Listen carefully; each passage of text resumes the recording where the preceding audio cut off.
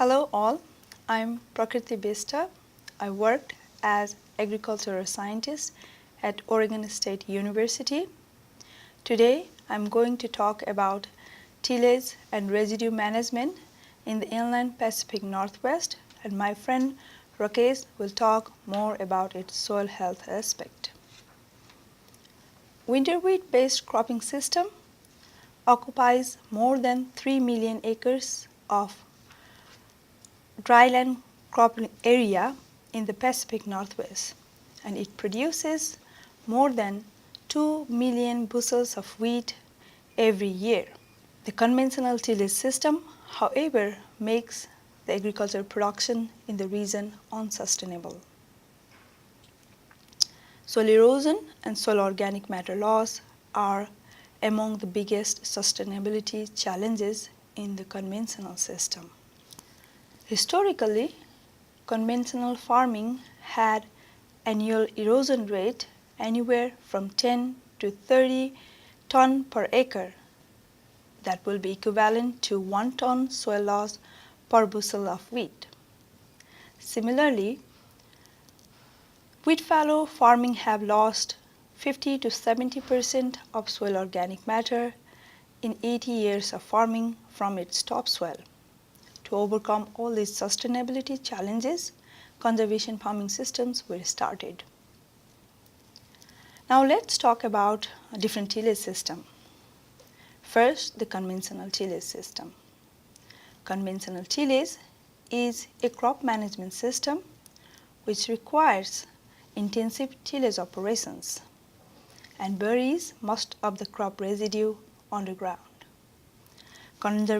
Conventional tillage system also varies based on cropping intensity and crop rotation. However, a typical conventional system for managing the wheat fallow in the drylands include the following: herbicide application for weed control after wheat harvest, which then is followed by primary tillage in the spring using equipments like sweeps, dicks, or chisel plow. In earlier days, moldboard plow was used for primary tillage, but it's not very common now. After primary tillage, nitrogen fertilization is done, which then is followed by rod weeding to control the weeds as needed. With all of these tillage, there can be up to 8 tillage operations during 14-month fallow period. Repeated tillage dries out the soil, causes the loss of soil nutrients and soil organic matter, as well as the loose soil became susceptible to soil loss via erosion.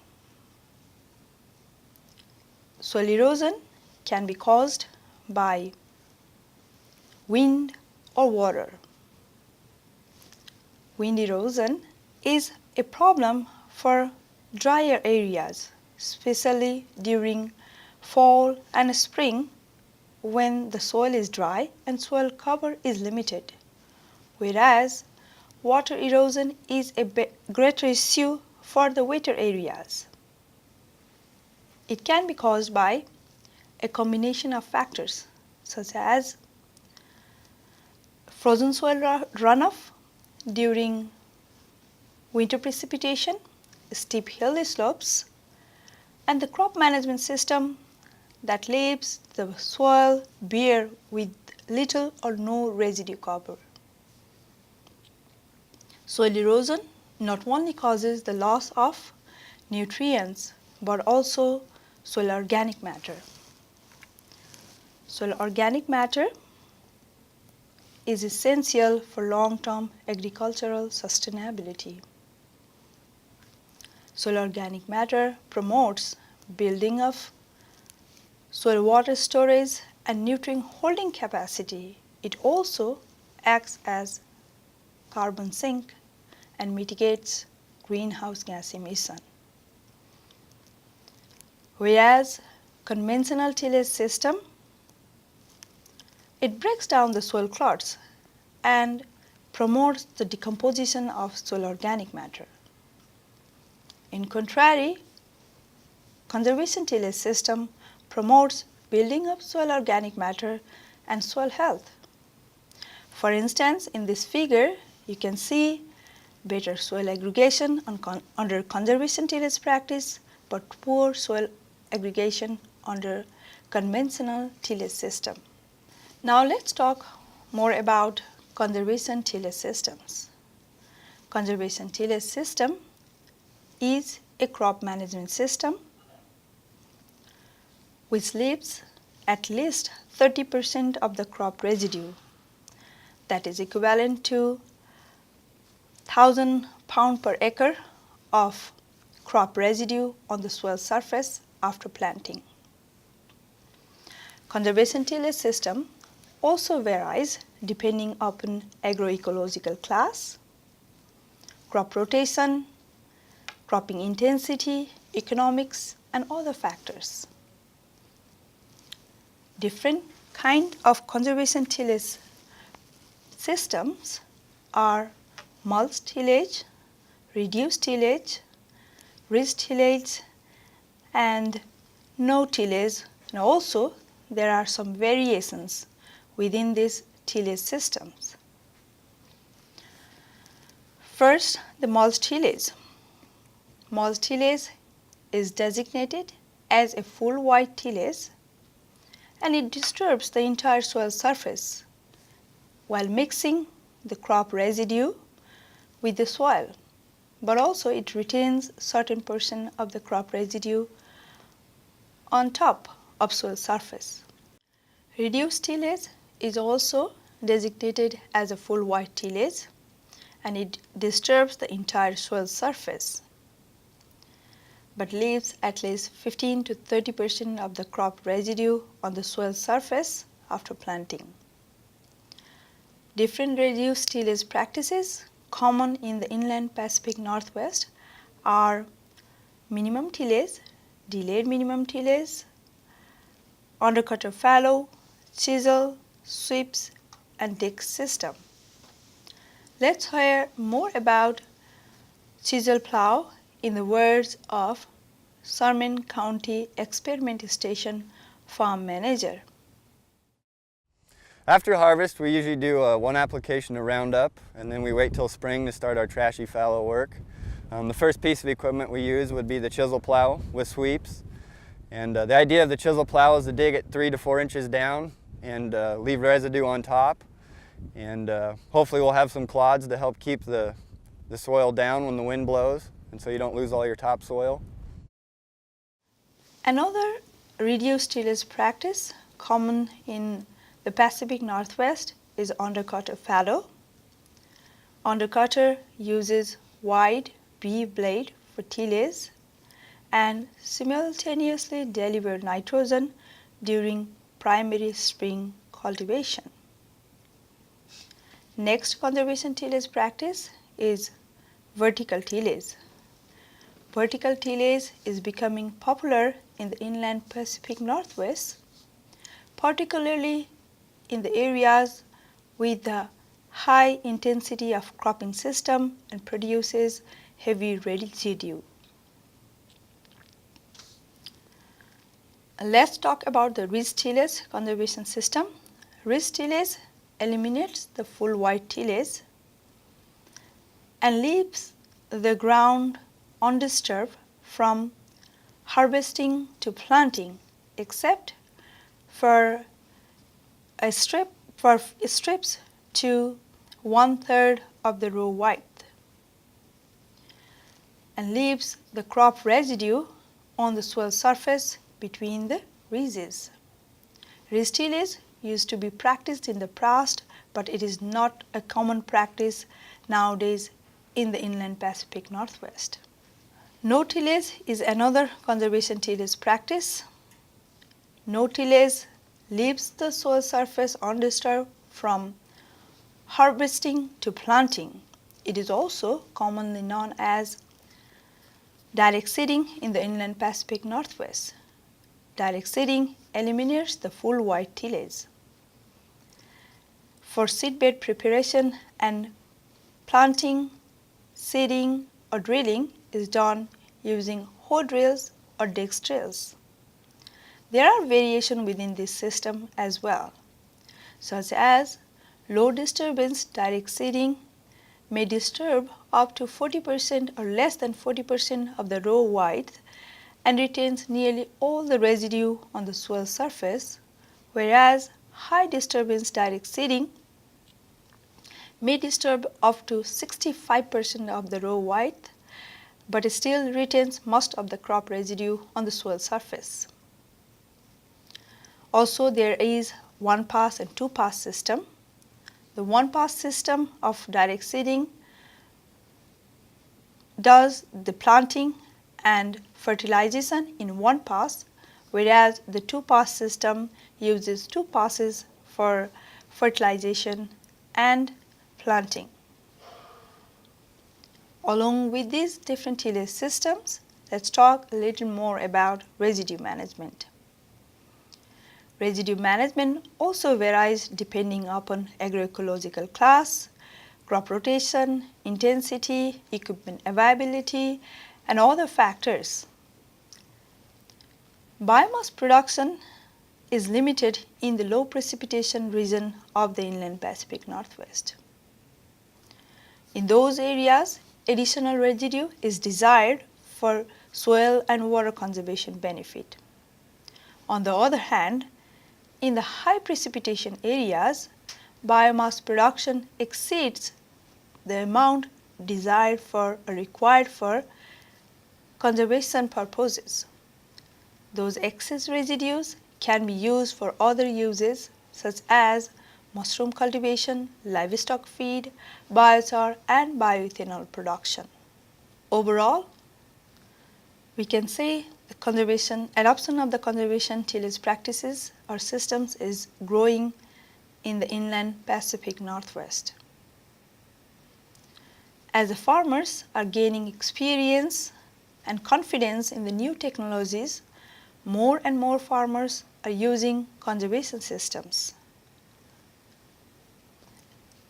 A recent survey of wheat growers from 33 different counties of Oregon, Washington, and Idaho showed that nearly 70% of the farmers are using no tillage or other form of conservation tillage systems.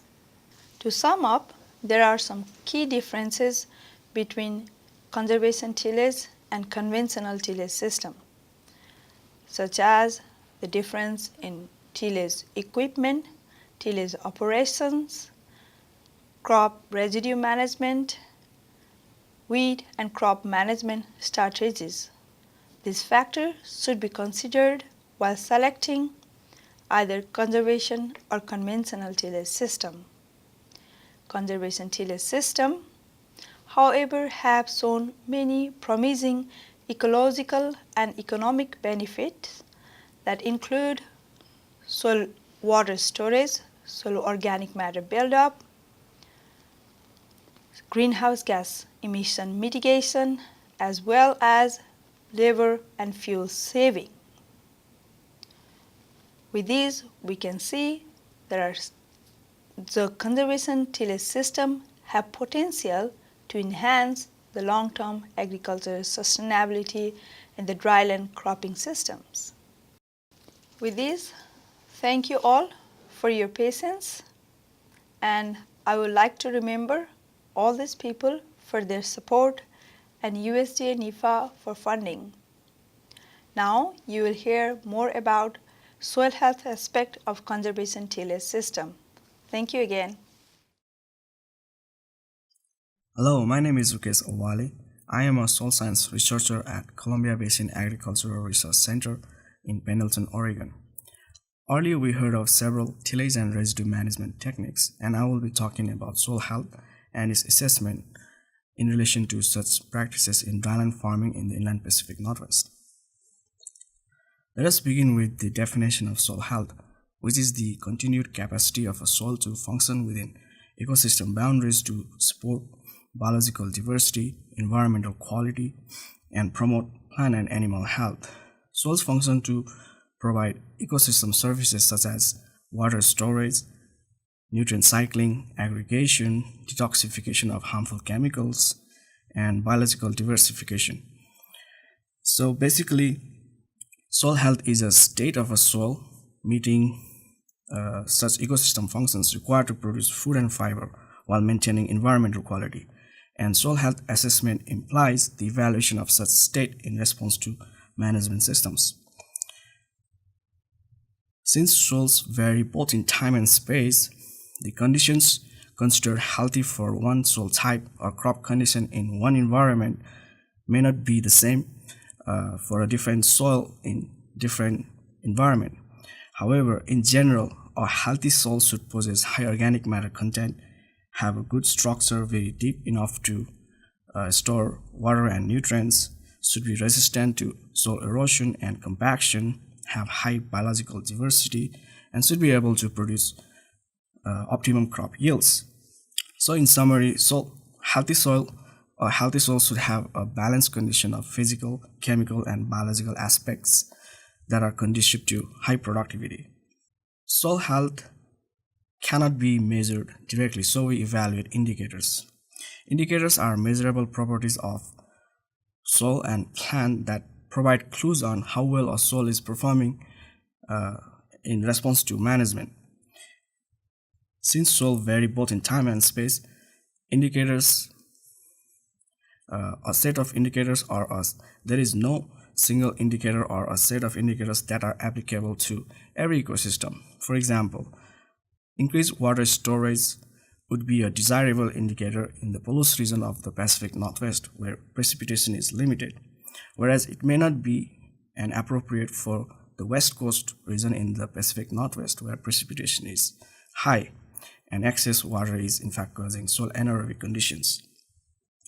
So therefore, indicators are often site-specific and sometimes temporal in nature.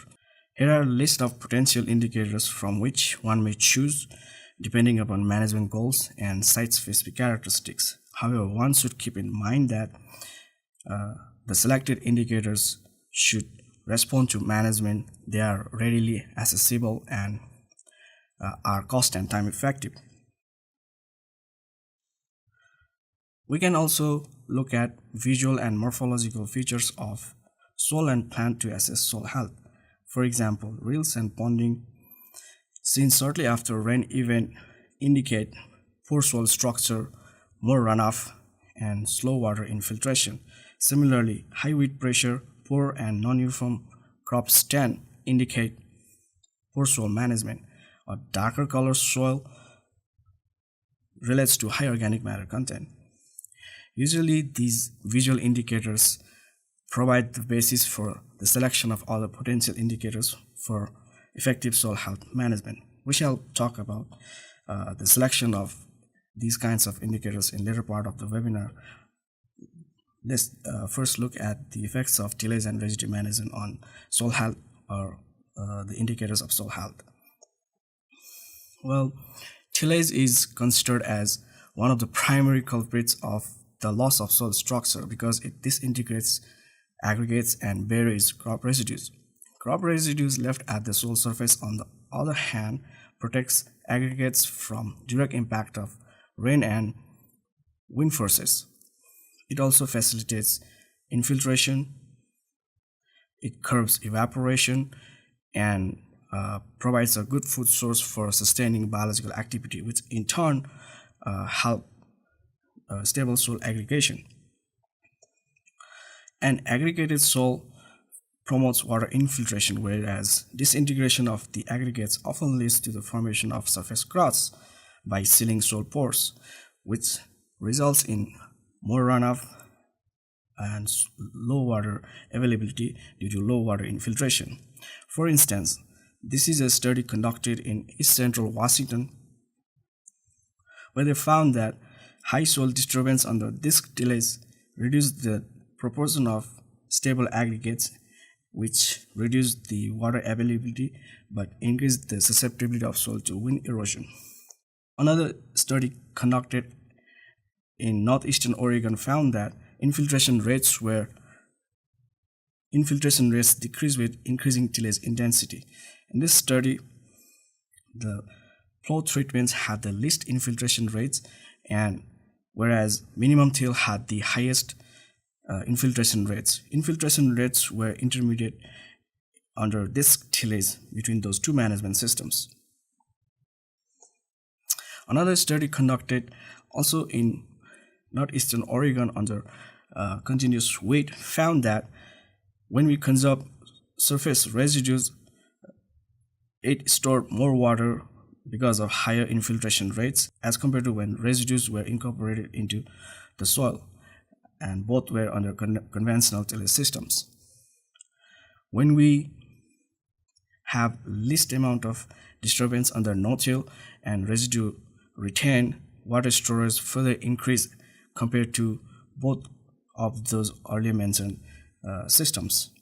Wheel traffic compaction from the use of heavy tillage implements have been one of the yield limiting factors in crop production, and the potential of such wheel traffic compaction increases in wet soils because water lubricates soil particles, making them easier to move against each other.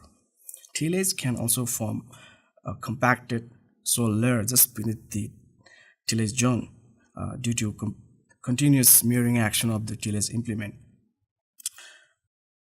This is a figure from a study conducted in Wilbur, Washington, where they found that there were no compaction, or the soil compaction trends were similar in under no-till and conventional tillage system, which is a chisel tillage at top 9 inches soil. However, conventional tillage system increased soil compaction between 10 to 18 inches soil profile.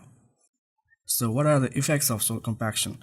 Well, soil compaction reduces root growth, it restricts the uptake of nutrient and water, and ultimately reduces crop productivity.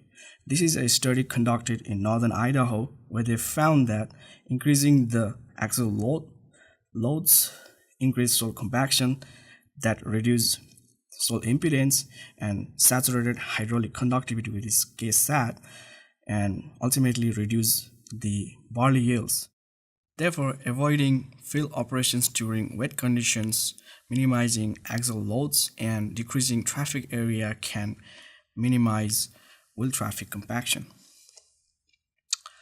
Long-term use of ammonium-based fertilizers enhances soil acidification because ammonium-based fertilizers produce acidity when they convert into nitrate form or during nitrification process. Such soil acidification are much pronounced under reduced tillage systems at the soil surface because of the shallow tillage in nature, whereas intensive soil mixing they mixes soil acidity uniformly across wider soil volume. This is a study conducted in Pendleton, Oregon, with 3 different tillage systems and at different rates of and fertilizers, where they found that application of 80 pounds of nitrogen has considerably reduced soil pH under subsurface sweep and offset disc as compared to Marlboro plow, because Marlboro plow uniformly mixed the soil acidity across 10-inch soil volume. Low soil pH reduces the efficiency of fertilizer, they decreases nutrient availability, they increase the solubility of plant toxic metals such as aluminum, they favor fungal pathogens, and ultimately they reduce crop yields. Application of liming materials can be used to reduce the soil surface acidification seen particularly under reduced tillage systems.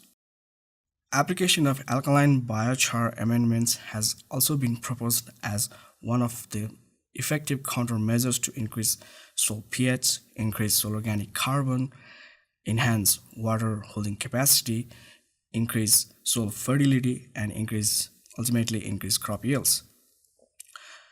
Biochar is a carbon-rich solid produced from the thermochemical conversion of biomass in the absence of oxygen or in limited oxygen environment. This is a study conducted also in northeastern Oregon, where they applied biochar at 3 different rates. Biochars were applied at one time during the onset of the experiment and with yields as well as soil parameters were measured then after for 3 to 4 years. These slides show that application of the biochar amendments increased soil pH, soil organic carbon at the top 4 inches soil, and ultimately increased crop yields in both wheat and pea as compared to the application of only chemical and fertilizer. There are more number of microorganisms in a handful of soil than the number of people on earth. Tillage enhances bacterial community by burying crop residues and disintegrating soil aggregates. Tillage also destroys fungal networks that are responsible for soil aggregation. Usually, high fungi to bacteria ratio or fungal dominance in a microbial community enhances carbon sequestration, whereas bacterial dominance, they accelerate soil organic carbon loss. Earthworms are considered as good friends of farmers because they are responsible in soil structure development. They enhance infiltration, they enhance water and air permeability, they promote beneficial microorganisms, suppress harmful pests. For example, the burrowing activity of worms form a surface connected tunnels which enhances water and air permeability. Similarly, the feeding and casting activity of earthworms enhances microbial activity and soil aggregation. Tillage directly cause physical injury to earthworms. They also disturb their habitat and deplete food sources. That's why earthworm populations are usually higher in no-till soils as compared to conventional tillage systems. Changes in soil organic carbon arises due to imbalance between carbon inputs from crop residues or any other organic sources and carbon losses primarily through decomposition. This is a study conducted in Pendleton, Oregon on the 4 different tillage systems where they found that although the 4 different tillage systems had similar level of carbon inputs, no-till had the highest amount of carbon sequester in top 2 feet soil profile as compared to other high disturbing tillage systems. This is particularly important for sequestering carbon or minimizing carbon loading into the atmosphere and mitigating climate change. In addition, soil organic carbon or soil organic matter is a soil's natural capital, which provides several ecosystem services such as reduced bulk density, increased aggregate stability, increased biological activity, increased nutrient holding and water holding capacity, enhanced fertility that are essential for crop production. So therefore, management strategies that enhance soil organic carbon and its associated ecosystem services will ultimately increase crop yields. Here is a relevant example of the importance of soil organic matter improving crop yields through its delivery of those ecosystem services. This is a study conducted also in Pendleton, Oregon. Here we have nitrogen rates on x-axis and wheat grain yields on y-axis. And then we have 4 different response curves obtained for 4 different levels of soil organic carbon. When no N input was applied or at 0 kg N per hectare, grain yields were higher in soils with higher organic carbon content as compared to less organic carbon. Maximum yields were higher in soils with high soil organic carbon than in soils with less organic carbon. Interestingly, less N was needed to attain higher or maximum grain yields as compared to soils which have less organic carbon. And consequently, nitrogen use efficiency was also higher in soils with high soil organic carbon.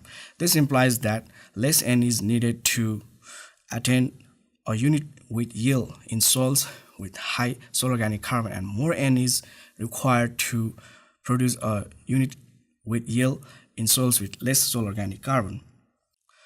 Let's talk a little bit about soil organic matter. Soil organic matter comprises organic materials at various states of decomposition, and it can be divided into three different pools on the basis of its turnover times.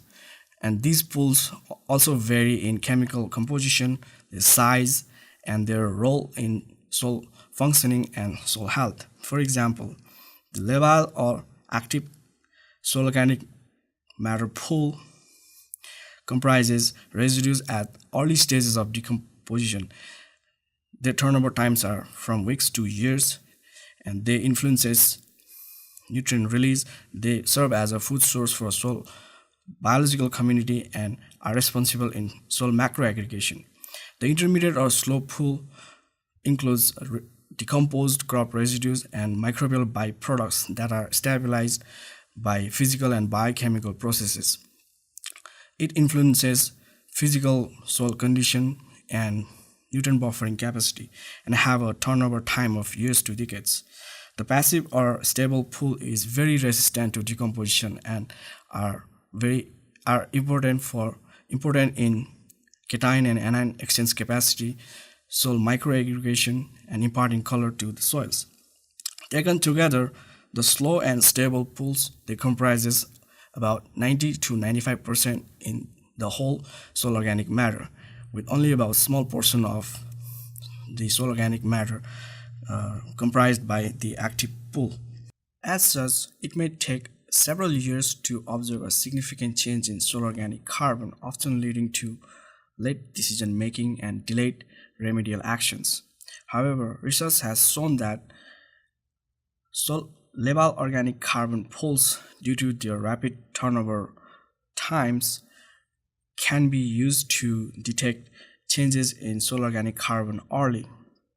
For instance, this is a study conducted in northeastern Oregon with different tillage systems where several soil organic carbon pools were assessed, such as particulate organic carbon, which is a carbon associated with soil sizes of 53 microns to 2000 microns. Active C is a carbon that can be oxidized by weak potassium permanganate solution. Dissolved organic C is the carbon that can be extracted with water. Microbial biomass carbon represents the carbon contained in microbial community, and mineralizable carbon is the carbon that is respired by those microbial community. So here we found that no-till system had higher contents of those labile soil organic carbon pools as compared to flow or Marlborough flow tillage systems. And all of these labile carbon pools were highly and significantly correlated to soil organic carbon, indicating or implying we can use labile organic carbon pools to detect management-induced changes in soil organic carbon early. And no-till system would build up soil organic carbon as compared to more intensive Marlborough flow system. So coming back to soil health assessment, how we are going to assess it in field. Usually, soil health assessment are performed by comparing a soil with an adjacent undisturbed soil whenever possible. However, whenever a reference site is not available, we can monitor or track changes in soil health indicator to assess soil health in response to management. As such, there are several indices and tools being developed to systematically assess soil health, and usually these indices or tools, they comprises 3 steps, beginning with the selection of indicators based on management goals. The selection of indicators also has certain criteria which can be used to determine if the selected indicators are effective or not. For instance, the selected indicators should respond to management practices. They should capture measurable soil properties, soil or plant properties. They are feasible within time constraints of the effective management decision. The cost of implementation is reasonable and within economic constraints of the system, and it is more preferable when we can assess soil health indicators or measure indicators in situ or on undisturbed soils. Also, the selected indicators should provide accurate and precise information or results which we can use for effective soil management decision. After selecting indicators, we measure those indicators to provide a unitless scores, which is the second step of soil health assessment. Here is an excerpt of a soil health quality card for Polos and Nez Perce region of the Pacific Northwest. In this soil quality card, the indicators are rated from 1 to 10, where 1 implies the least preferable quality and 10 determines the highest preferable quality. So in this example, for instance, the infiltration are rated from 1 to 10, where 10 being the highest preferable score. So once all the indicators are measured and scored, we add all the scores together to get a total soil health index. And in this score, higher the number indicates a better or healthier soil. Here is a complete example of the soil quality indicator card for the Polos and Nez Perce prairies, where they selected these 10 indicators and they score these indicators from 1 to 10. So altogether comprising or totaling 100 in value, and more the number indicate the healthier soil. A healthy soil is a foundation of sustainable agricultural production. So we can improve our soil health in Pacific Northwest by disturbing the soil as little as possible and keeping the soil covered as much as possible. I will leave with this famous quote by Franklin D. Roosevelt, which says, "A nation that destroys its soil destroys itself." Additional information can be found in Advances in Dryland Farming in the Inland Pacific Northwest, a book published by WSC Extension, or from these additional resources. Thank you so much for listening to me, and I would like to acknowledge Daryl Kilgore at WSU and Rajan Gemiri at New Mexico State University for their considerable help. Thank you so much. So the first question was, are there any thoughts about applying keyline design for agricultural systems and permaculture? We had a response from Isaac, let's see his last name here. Isaac Bickford actually answered this one. He said, many farmers do their tillage on a contour, which has many of the same effects as keyline design without using the deep ripping. Contour tillage makes a huge difference in water erosion. Isaac, if you want to elaborate on that more for all of us about what keyline is, that'd be great. Carl, you could also respond to that.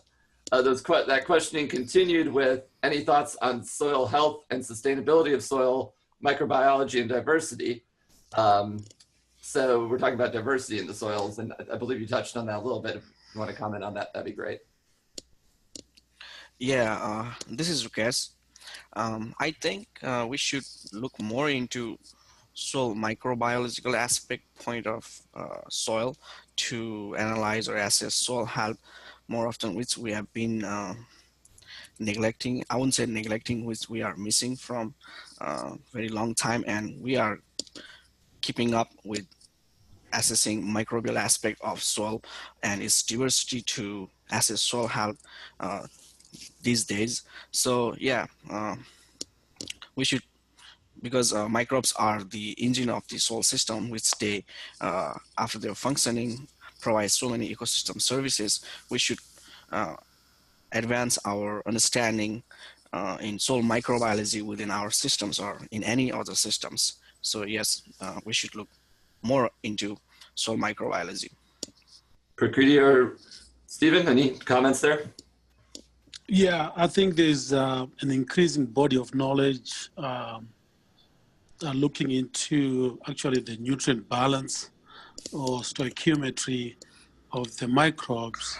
So instead of, I know we all concentrate on feeding the crops, it looks like we could also do better by making sure that the microbes have got a balanced nutrition. And with that, the end result might be the increase in a more stable carbon than we have right now. So there's a lot of work going into this kind of field, and we intend to pursue that as well. Yeah, and I agree with Professor Machado. This is Prakriti with Machado and then Rakesh. Yes, like adding the diversity doesn't mean like just about the more we diversify the crops and reduce the tillage, that's going to help more on the part of the soil microbes as well. So we hear about the diversity already in the different webinar, but this is something like when the soil is left undisturbed and minimize the disturbance, the soil microbes build themselves, which helps in building the soil health. I think that's how it relates with the microbes and the diversity as well. Great. So Carl had a bunch of questions. We're going to come back to his at the end if we have time. I'm going to skip ahead to some of the other requests we have here.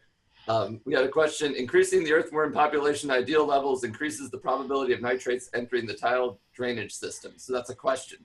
So does that increase the probability of nitrates entering the entire, entering the tile drainage systems, earthworms? I would say this would be more relevant in the areas or environment where we have high precipitation, like in the Midwest or in some poorly drained soils where they have tile drainage somewhere in North Dakota, South Dakota. But here in our dryland farming systems, this could also, nitrate leaching could also be a problem when we have so much of the so many years of nitrate application, and this can, we have seen that nitrate has eventually leached down to depths below 2-3 feet because of the drainage from so many years. So yeah, with regards to question with the increasing population, if the nitrate can enter the tile drainage systems, I don't think we have that could be an relevant issue, because we don't have drainage systems here in our dryland farming system. But neglecting or disregarding tile drainage, yeah, we could list down nitrates if we have if in a course of time. Yeah, just to add on that, I know for the most part we are not having much of nitrate leaching in our dryland soils, but with the advent of climate change, we're increasingly having wetter winters. I mean, more precipitation during the winter when the crops are not growing, and also in the spring.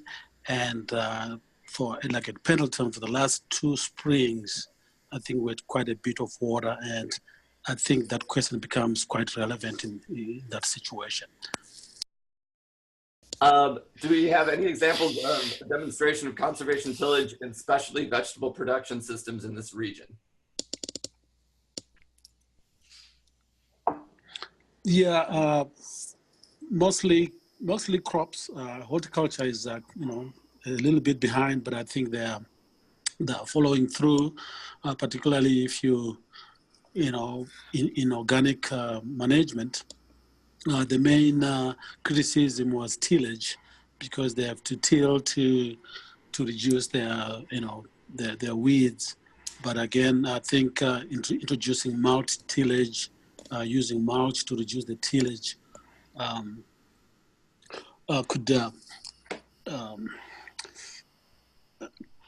could help in that respect. So I think we encourage the horticultural people to do more conservation tillage than what they have right now. Like I say, mostly it's tillage and chemicals, and less of conservation tillage systems. All right, so the next question is, please comment on residue management as a method to combat weeds. As tillage helps reduce weed pressures, how can weeds be controlled with residues and crop covers? Regarding the weed management with the residue, I think it's a challenge. That's why more and more herbicide is required for the conservation tillage practices. However, in terms of cover crops, one of the objectives of using the cover crops is also to minimize the weed pressure. So when we have, like during cover cropping, we have different types of crop mixes, such as we have the brassicaceae and then the other type of the crops that are that will go together along with the the grass crops. So that what does it do is, like, it helps to at least break the cycle of one or the other crop. It helps to control the weeds. But still, I think with the conservation tillage, we do have the pressure of the weeds that need to be controlled by the herbicides. Yeah, we have seen, particularly in the Midwest, the use of crimpers, roller crimpers, where they grow probably some rye or triticale, and then crimp it, and during around flowering, and that makes a good mat, which will prevent weeds from coming through during the next crop. So that system is, I think, just developed by the Rodell Institute, and I think it's a very effective way of controlling weeds with the residues. Also, like Prakriti says, alluded to, the use of cover crops. We have done some work on crop mixtures, where if you choose the appropriate crops, you can actually achieve a good live mulch from the cover crop. For instance, we grew both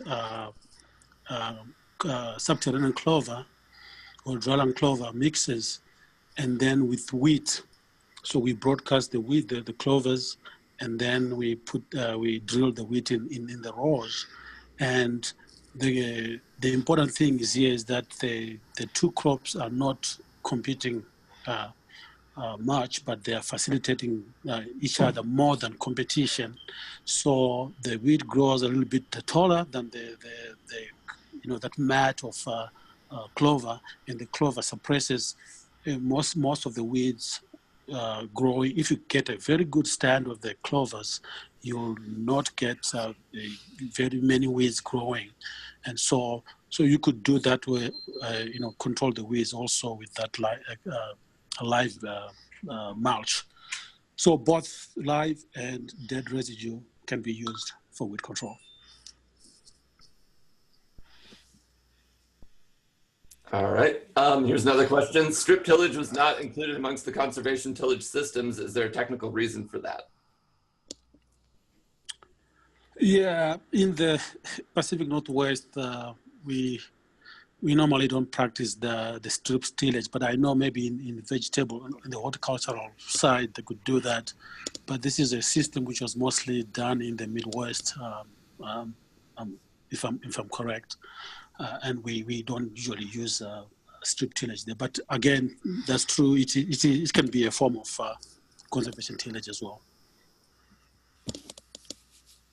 We had another question. Basically, this one is asking if you're using a soil health assessment at what point would you say your soil is healthy? So when do you achieve healthy soils? And I think that's probably a huge question to answer, right? Yeah, this is Rakesh again. So regarding when would we achieve a healthy soil, it can be used like Dan mentioned. So like mentioned earlier, we could evaluate or compare our system with one of the undisturbed soil like grasslands or pastures, or even some unplowed or undisturbed soils like cemetery soils, which we can compare our soils after putting into our management. We can compare those two soils, or we can do some we can also compare soils from different sites or environment, and from the literature review, like we would be able to tell what point our healthy soil should be from comparing those two things. So if those things are not available, we could do our timely assessment, like we take soil samples now, and from now until 2 years, 5 years, and we can see or track changes in soil properties. If it is making sense, then we can tell our system is building more organic carbon, or even other soil properties or other assessment indicators. So that's one of the ways I think would be we would be able to tell if we are building soil health or not. A general way to answer that question would be to say a healthy soil should be self-sustaining. That means the less inputs you bring into the farm and just rely on your soil. I think when you get to that stage, then you know you've attained the health level you need. Because right now we are relying so much on external inputs, particularly of nitrogen, whereas in the early days of farming, we used to use legumes, cow manure, and all that, and very little inputs came from outside the farm. So I would say a good indicator would be of a good when you think you've attained a good soil level would be when you are, using less and less inputs from outside the farm.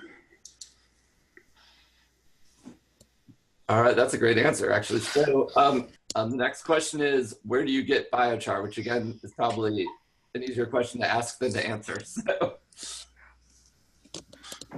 Yeah, biochar, I think it can be made from any material with carbon, hydrogen, and oxygen, any biomass, be it forest thinnings, for wood residues from mills, crop residues. So you can usually any biological material will make biochar. I think they're asking where you can buy it. I think that's tough. I see. So there are so many places now, and some people are trying. The industry is growing fast, and people are producing biochar in different ways. We could give you a list of where you can go and look for biochar. But my advice would be that you need to be careful, because not everything which looks black and charred is biochar. So you need to be very careful with the analysis of the biochar you get. You need to involve probably a scientist to help you, decipher whether this is good biochar or not. For example, they say a good biochar should have a high adsorption capacity, which means high surface area to absorb and to increase that cation exchange capacity, to increase the water holding capacity, and so forth. And then some of the biochars don't have very high adsorption capacity. And that capacity is usually brought about by the method of pyrolysis, how you make it. So they usually say if you make the biochar around 700 to 800 degrees C, you'll get high adsorption capacity. below, you get low adsorption capacity. So all biochars are not created equal. So you need to be careful when you go looking for biochar. I'm trying to find out the uh, specific provider of the biochar that we use for our experiment. I don't have it on the top of my head. I think maybe Dr. Stephen knows where do we get where do we Yeah, the got one this. we got, it came from biological carbon. They are in Yes. Philomath, Oregon, and they produce quite a, it's a byproduct of electricity production, and they also produce biochar in the process. So they have quite a bit of biochar there, and they also make designer biochars. They can add mycorrhiza there. They can add some nutrients because some of the biochar is kind of barren and can tie up your nutrients if you just apply it without adequate nutrition. So biological carbon Inc. If you can Google that, they will give you a very good range of products they produce from their biochar. Great, so we're right at the hour. Technically, the webinar should be ending at this point. Speakers, do you have a little bit more time to answer a few more of these questions? We have quite a bit still in the queue. Yes. Sure. Yes. Great, Yep. so yeah, let's take maybe 5 or 10 more minutes, try and get through as many of these as we can. There was a question about these slides. They will be available through climatewebinars.net. Probably by the end of the year. Again, we're going to edit this with these questions, and that video will be available as well. So be looking for that in the next couple of weeks, hopefully. So we had a question about earthworms.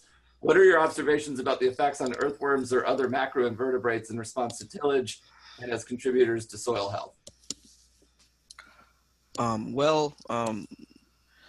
We to be true, these slides or the experiments that we showed into the slide, actually we did not conducted these experiments, and those were taken from the literature done by other researchers around the dryland Pacific Northwest. So having said that, we did not measure or had any observations taken by ourselves. So just going through their studies, I believe like the slide showed that the tillage had much of the higher infiltration rates, and some of the mostly on the infiltration parts that I can think of for now. Yeah, I think most of the studies on earthworms indicate that there are more earthworms under reduced tillage, just probably because of there's more less physical disruption of their habitat, and also more maybe more residue to feed on under no tillage systems. So I think Dr. Stuart Wist at the Pendleton station has shown some, and even Jody, I guess, have shown some increase in this earthworms under reduced tillage. All right, might the improvements in infiltration from conservation tillage reduce the amount of fallow required to store water in these dryland systems? Depends on how much water you get. Usually, these fallow systems, they're usually almost like mandatory in areas below 300 millimeters, or to say 10, 11 inches of rain. So it depends on how much precipitation you can serve. But generally, it has been shown that the crop residues on the surface usually will increase the water holding capacity of the soil under conservation tillage, resulting with actually some significant increase in yields. So that's a known fact. All right, to what extent can residues left on the field promote fungal and other, I guess, microbes, there's a word missing, microbes that attack crops, or other pathogens that attack crops? I see what they said, okay. Yeah, so can those residues actually increase risk for disease, I guess? Yes, I think that has also been proven. Whilst these benefits of residues on the surface, they also provide habitat for other macro unwanted undesirables, which end up affecting your system. There are a lot of, for example, Rasoctoni, I think, has been quite an issue under tillage systems, and in some cases, I wish Dr. Smell was here.